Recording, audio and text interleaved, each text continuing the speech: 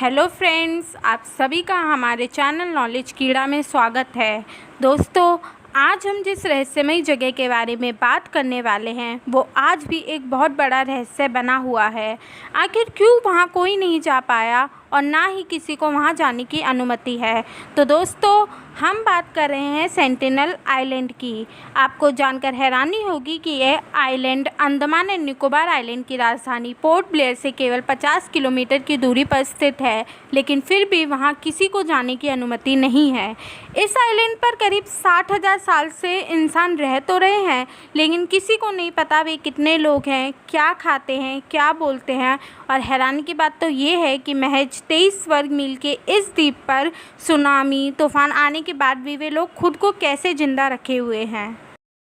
इन लोगों की इतनी सीमित जानकारी व बाहरी दुनिया से संपर्क ना होने की वजह यह भी है कि बाहरी दुनिया के संपर्क में आते ही इन लोगों को तमाम बीमारियों का खतरा हो जाता है।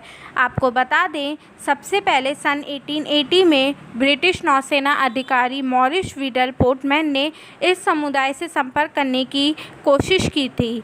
उन्होंने इस समूह के कई लोगों को पकड़ भी लिया था, लेकिन बाहरी दुनिया के संपर्क में आते ही इस समुदाय के 2 लोगों की मौत हो गई थी, जिसकी वजह से बाद में बाकी लोगों को इनके इलाके में वापस छोड़ दिया गया था। इस संपर्क के बाद इस समुदाय का बाहरी दुनिया से बहुत ही सीमित संपर्क हुआ है।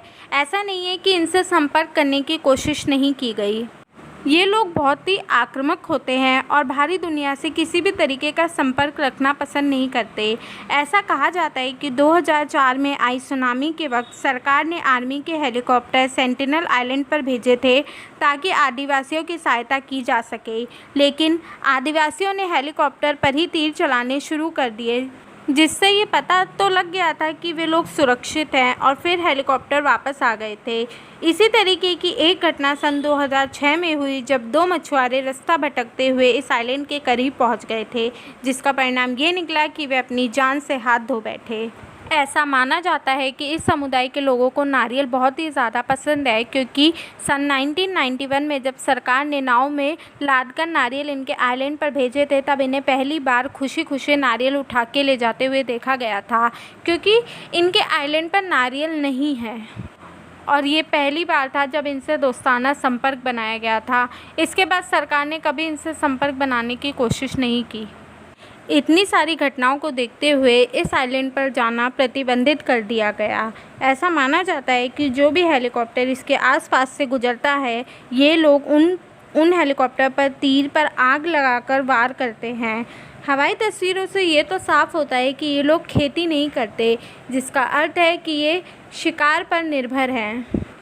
आपको बता दें, ये आइलैंड भारत से लेकर अमेरिका तक चर्चा में बना हुआ है, क्योंकि एक अमेरिकन नागरिक जॉन एलन चाउ ने इलीगल तरीके से इस आइलैंड पर घुसने की कोशिश करी थी।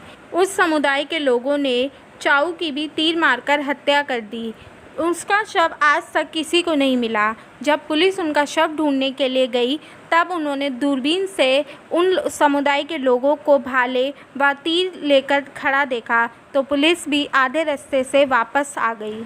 इस केस में कई मछुआरों को गिरफ्तार किया गया जो चाउ को उस आइलैंड पर छोड़कर आए थे। उनमें से कुछ मछुआरों का ये कहना है कि उन लोगों ने चाउ को वहीं द्वीप पर गाड़ दिया था। वे लोग बहुत ही ज़्यादा आक्रामक होते हैं व बाहरी दुनिया से बहुत ही कम संपर्क रखना पसंद करते हैं। इसमें शायद उनकी गलती नहीं है। वे बाहरी दुनिया को घुसपैठ समझते हैं जो उनके आइलैंड में घुसने की कोशिश कर रहे होते हैं, व जैसा हमने पहले जाना, बाहरी दुनिया के संपर्क में आते ही वे किसी न किसी बीमारी का शिकार हो जाते हैं। यहाँ तक कि कई लोगों की मौत भी हो सकती है। तो इसी में उनकी भलाई है कि हम उनसे बहुत कम सीमित संपर्क रखने में ही भलाई है। तो दोस्तों, आप लोगों को क्या लगता है, हमें उन लोगों से संपर्क बनाने की कोशिश करनी चाहिए कि नहीं? उम्मीद करते हैं आप लोगों को जानकारी पसंद आई होगी। वीडियो अच्छी लगे तो लाइक, कमेंट, शेयर, सब्सक्राइब करना ना भूलें।